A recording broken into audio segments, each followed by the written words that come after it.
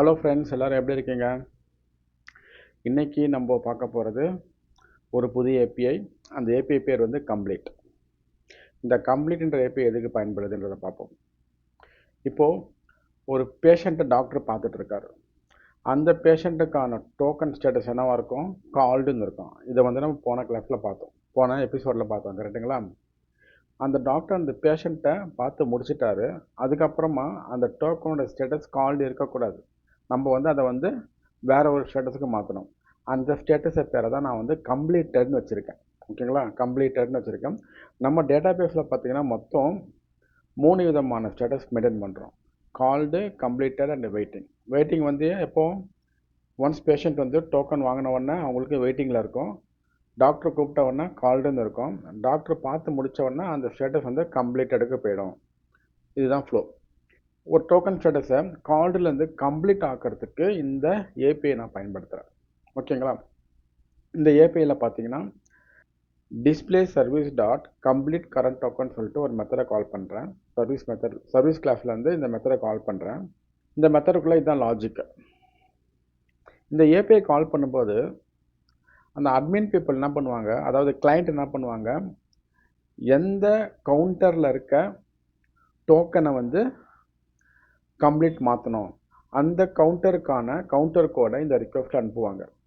இப்போ for example, counter 1ன்ற ரூமில் ஒரு டாக்டர் ஒரு பேஷண்ட்டை பார்த்துட்ருக்காங்க. அந்த பேஷண்ட்டை பார்த்து முடித்த உடனே அந்த பேஷண்ட்டுக்கு உண்டான டோக்கனை கம்ப்ளீட் மாற்றணும். அதுக்கு அட்மின் பீப்புள் என்ன பண்ணுவாங்க, கவுண்டர் நம்பர் 1ல் இருக்க பேஷண்ட்டோடைய டோக்கனை வந்து கம்ப்ளீட்னு மாற்றுன்னு சொல்லுவாங்க. அதை வந்து இந்த ரிக்வெஸ்ட் வழியாக அனுப்புவாங்க. இந்த ரிக்வெஸ்ட்டை பார்த்தீங்கன்னா கவுண்டர் கோடு இருக்குது பார்த்தீங்களா? இந்த கவுண்டர் கோடுக்கு எந்த கவுண்டரில் இருக்க டோக்கன் நம்பரை ஸ்டேட்டஸை மாற்றணுமோ அந்த கவுண்டர் கோடை இதில் அசைன் பண்ணி அனுப்புவாங்க. ஓகேவா? இதுதான் இதோட வேலை. அவங்க அனுப்புகிற கவுண்டர் கோட் வேலிடாக இருந்ததுன்னா டோக்கன் கவுண்டர் பாப்புலேட் ஆகும். அப்படி இல்லைன்னா reserve not found exception throw பண்ணுறேன். அது மூலமாக கவுண்டர் நாட் ஃபவுண்டுன்ற எரர் மெசேஜை நான் கொடுக்குறேன். தென் ஒன்ஸ் கவுண்டர் கோட் வந்து இருந்த உடனே இந்த கவுண்டர் ஆப்ஜெக்ட் பாப்புலேட் ஆகிடும். அடுத்து இந்த பார்ட் எக்ஸிக்யூட் ஆகுமா? இங்கே நான் என்ன பண்ணுறேன், token queue repository dot find by counter underscore counter code and status. இதுக்கு என்ன மீனிங்னா, I want to filter the record based on counter code அப்புறம் ஸ்டேட்டஸ். கால்டு ஸ்டேட்டஸை வச்சோம், கவுண்டர் கோடை வச்சோம். I want to fetch the record. For example இங்கே பார்த்தீங்கன்னா டோக்கன் கியூவில்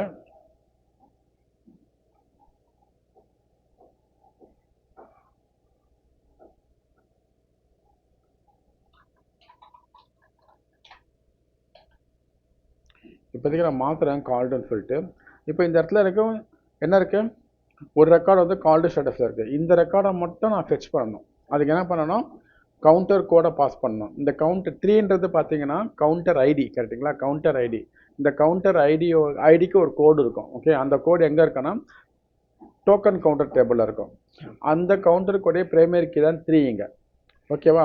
அதுக்கப்புறம் ஸ்டேட்டஸ் வந்து கால்டு. இந்த 2 காலத்தை வச்சும் ஐ want to filter the record. whenever you pass counter code and status as a called, this row will get returned. அதை தான் இங்கே நான் பண்ணுறேன். நான் இப்போது இந்த நேமிங் கன்வென்ஷனை நீங்கள் புரிஞ்சுக்கங்க. Find by counter underscore counter code and status இது மாதிரியா நான் கொடுக்குறேன்னா, I want to find token record by counter object. அந்த கவுண்டர் ஆப்ஜெக்ட்டுக்குள்ள கவுண்டர் கோடுன்னு சொல்லிட்டு ஒரு ஸ்டேட்டஸ், ஒரு ஆட்ரிபியூட் இருக்குது. அந்த ஆட்ரிபியூட்டையும் அப்புறம் டோக்கன் கியூவில் இருக்க ஸ்டேட்டஸ் ஆட்ரிபியூட்டையும் பேஸ் பண்ணி ரெக்கார்டை எடுன்னு அர்த்தம். ஓகேங்களா? ஃபைன் பை கவுண்டர்ன்றது, கவுண்டர்ன்றது ஒரு ஆப்ஜெக்ட். ஓகேவா? அந்த ஆப்ஜெக்ட் எங்கே இருக்குது, டோக்கன் கியூவில் இருக்குது. அந்த டோக்கன் கவுண்டர் ஆப்ஜெக்ட்டுக்குள்ள என்ன இருக்குது, ஸ்டேட்டஸ் கோடு, கவுண்டர் கோடு இருக்குது. இந்த கவுண்டர் கோடையும் அதுக்கப்புறமா டோக்கன் கியூவில் இருக்க இந்த ஸ்டேட்டஸையும் பேஸ் பண்ணி ஐ want to get the record. ஓகேங்களா? ஒரு ஆப்ஜெக்டை வச்சு நீங்கள் வந்து ஃபில்டர் பண்ணுறீங்கன்னா ஜேபிஏல நம்ம என்ன பண்ணோம், find by particular object name, அந்த ஆப்ஜெக்ட்டுக்குள்ளே என்ன ஆட்ரிபியூட்டை பயன்படுத்த போகிறீங்க ஃபில்டர் பண்ணுறதுக்கு, அண்டர்ஸ்கோர் அந்த ஆட்ரிபியூட்டு. ஓகேங்களா, இது மாதிரி தான் சொல்லணும். அதுக்கப்புறமா அண்ட் சொல்லிட்டு இங்கே ஸ்டேட்டஸ் சொல்லியிருக்கேன். ஸ்டேட்டஸ் வந்து டைரெக்டாக இந்த ஆப்ஜெக்ட்லேயே இருக்குது, இந்த கிளாஸ்லேயே இருக்கிறதுனால நான் அண்டு ஸ்டேட்டஸ்ன்னு சொல்லிடுறீங்க. ஓகேவா, இப்போ இந்த லைனுக்கு அர்த்தம் புரிஞ்சுதா உங்களுக்கு? Counter nothing but it's object which is coming from token queue. ஓகேவா, அந்த ஆப்ஜெக்ட்டுக்குள்ளே கவுண்டர் கோட் ஒன்று இருக்குது, அந்த கோடை பேஸ் பண்ணியும் டோக்கன் கியூவில் இருக்க ஸ்டேட்டஸை பேஸ் பண்ணியும் ஐ want to fetch the token record. அதை பேஸ் பண்ணி இந்த ரெக்கார்டை ஃபெச் பண்ணணும். ஒன்ஸ் ஃபெச் பண்ண உடனே நான் என்ன பண்ணுறேன், அந்த பர்டிகுலர் ரெக்கார்டுக்கான ஸ்டேட்டஸை கம்ப்ளீட்டட் மாற்றுறீங்க. அதுக்கப்புறமா கரண்ட் டைம் ஸ்டாம்பை வந்து செட் அப்டேட்டட் என்ற காலமில் அப்டேட் பண்ணுறேன். ஒன்ஸ் அந்த ரெண்டு வேலையும் செட் பண்ணிட்ட பிறகு டோக்கனுக்கு ரெபாசிட்டரி வந்து சேவ்ன்ற ஒரு மெத்தடை கால் பண்ணுறேன். அப்படி கால் பண்ணும்போது இந்த ரெண்டு டேட்டாவையும் அந்த பர்டிகுலர் ரெக்கார்டில் அப்டேட் பண்ணிடும். அப்டேட் பண்ண வேல்யூ இங்கே வரும். அந்த வேல்யூவை வந்து நான் ரெஸ்பான்ஸாக ரிட்டர்ன் பண்ணுறேன், டிஸ்பிளே டோக்கன் ரெஸ்பான்ஸாக ரிட்டர்ன் பண்ணுறேன். இந்த டேட்டா வந்து எங்கே வரும், திருப்பியும் இந்த இடத்துல வரும். ஏபிஐ ரெஸ்பான்ஸ் டாட் பில்டர் சொல்லி டாட் சக்ஸஸ் ட்ரூன்னு சொல்லிடுறேன். அதுக்கப்புறம் dot message current token completed சக்ஸஸ்ஃபுல்னு சொல்லிட்டு டாட் டேட்டா இந்த இடத்துல display service or complete current token அப்படி சொல்லும்போது that will return display token response. அந்த டிஸ்பிளே டோக்கன் ரெஸ்பான்ஸ் வந்து இந்த டேட்டாக்குள்ளே போய் செட் ஆகிடும். அதுக்கப்புறமா API response return the data to the client. கரெக்டுங்களா? இப்போ I want to explain one more thing. இந்த மெத்தடுக்குள்ளே போகிறேன் நான். ஆக்சுவலாக இந்த method this JBI method generate this particular record. ஓகேங்களா, இதை அப்படியே எக்ஸிக்யூட் பண்ணி காமிக்கிறேன்.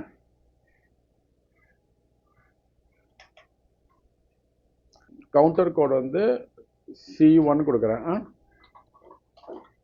C1. அதுக்கப்புறம் ஸ்டேட்டஸ் வந்து கால்டு, இல்லைன்னா பாஸ் பண்ணுறேன், எக்ஸிக்யூட் பண்ணுறேன். ரெக்கார்டு எதுவுமே வரல, ஏன்னா கால்டு ஸ்டேட்டஸில் இருக்க ரெக்கார்டு வந்து ஒரு ரெக்கார்டு தான் இருக்குது. அதோடைய கவுண்டர் ஐடி வந்து 3ன்னு காமிக்குதுங்க, 3ன்னு காமிக்குது. ஓகே, அதோடைய 3யோடைய கவுண்டர் கோடு என்ன, 3யோடைய கவுண்டர் கோடு பார்த்தீங்கன்னா 3யோடைய கவுண்டர் கோடு வந்து 3 இங்கே. அந்த 3யோட கவுண்டர் கோடு வந்து C3. ஓகேவா, அப்போ இந்த இடத்துல நம்ம என்ன பண்ணணும், C3ன்னு பாஸ் பண்ணணும். இப்போ ரெக்கார்டு வந்துடுச்சு. ஸோ இந்த ரெக்கார்டு ரிட்டர்ன் பண்ணோம். இந்த ரெக்கார்டை தான் நம்ம வந்து கால்டுலேருந்து கம்ப்ளீட் மாற்றுறோம். அப்புறமா அப்டேட்டட்ன்ற காலத்துக்கு கரண்ட் டைம் ஸ்டாம்பை நம்ம கொடுத்துட்டு சேவ் பண்ணிடுறோம். ஓகேவா, இதுதான் இந்த ஏபியோடைய ரெஸ்பான்சிபிலிட்டி. ஓகேவா, இப்போது இந்த ப்ராஜெக்ட் பார்த்தீங்கன்னா ஓரளவுக்கு டீசெண்டான ஷேப்புக்கு வந்துடுச்சு. ஒரு பேஷண்ட் வந்து டாக்டரை பார்க்க வரும்போது அவங்களுக்கு ஒரு டோக்கனை வெயிட்டிங் ஸ்டேட்டஸில் நம்மளால் உருவாக்க முடியுது. அதுக்கப்புறமா டாக்டர் வந்து அந்த பேஷண்ட்டை பார்க்கும்போது அந்த பேஷண்ட்டுக்கு உண்டான டோக்கனை வந்து கால்டு ஸ்டேட்டஸ்க்கு மாற்ற முடியுது. அந்த பேஷண்ட் டாக்டரை பார்த்து முடித்த உடனே அந்த டோக்கனை வந்து கம்ப்ளீட் ஸ்டேட்டஸ்க்கு மாற்ற முடியுது. இதெல்லாம் பர்ஃபெக்டாக ஒர்க் ஆகுது இப்போ. ஓகேங்களா, நம்ம அப்ளிகேஷனும் டீசெண்டான ஒரு ஷேப்புக்கு வந்துடுச்சு. நான் உங்களுக்கு ஆல்ரெடி ப்ராமிஸ் பண்ணியிருந்தேன், I want to develop this project production grade லெவலில் டெவலப் பண்ணணும். ஓகேங்களா, அது மாதிரி தான் டெவலப் பண்ணியிருக்கான்னு பார்த்தீங்கன்னா கண்டிப்பாக பண்ணியிருக்கேன். பட் சில கரெக்ஷன்லாம் நான் பண்ண வேண்டியது இருக்குது. ஓகேங்களா, அதெல்லாம் பண்ணிவிட்டு அடுத்த எபிசோடில் நான் மீட் பண்ணுறேன். ஓகே, இந்த அப்ளிகேஷனுக்கான ஃப்ரண்ட் எண்டே நான் முடிச்சிட்டேன், அதுவும் நல்லா ஒர்க் ஆகுது. ப்ரொடக்ஷன் கிரேடுக்கு என்னெல்லாம் தேவையோ அதெல்லாம் வந்து நான் கரெக்ட் பண்ணிவிட்டு அடுத்த எபிசோடில் அதையும் காமிப்பேன். End to end front and to back and டெமோவும் காமிக்கிறேன் உங்களுக்கு. ஓகேங்களா, இப்போது இந்த ப்ராஜெக்ட்கான இந்த அப்ளிகேஷனுக்கான ஸ்டேட்டஸ் வந்து ஃபேஸ் 1 வச்சுருக்கேன். இதில் வந்து ஃபேஸ் 2 இருக்குது, ஃபேஸ் 3 இருக்குது, ஃபேஸ் 4 இருக்குது. ஓகேங்களா, இந்த 3 ஃபேஸையும் டெவலப் பண்ணலான்னு இருக்கேன் நான். ஓகே, கண்டிப்பாக உங்களுக்கு இந்த ப்ராஜெக்ட் நல்லா யூஸ்ஃபுல்லாக இருக்கும், ஒரு நல்ல ஒரு கான்ஃபிடென்ட்டை கொடுக்கும் உங்களுக்கு. ஓகேவா, இந்த வீடியோவை இதோட முடிச்சுக்கிறேன். உங்கள் ஃப்ரெண்ட்ஸ்க்கு உங்களுடைய கொலீக்ஸ்க்கெலாம் ஷேர் பண்ணுங்கள். என்னுடைய தமிழ் கடல் யூடியூப் சேனலை சப்ஸ்கிரைப் பண்ணுங்கள். என்னுடைய இன்ஸ்டா பேஜ் ஃபேஸ்புக் பேஜெல்லாம் ஃபாலோ பண்ணுங்கள். Okay guys, until then, bye bye from Suresh.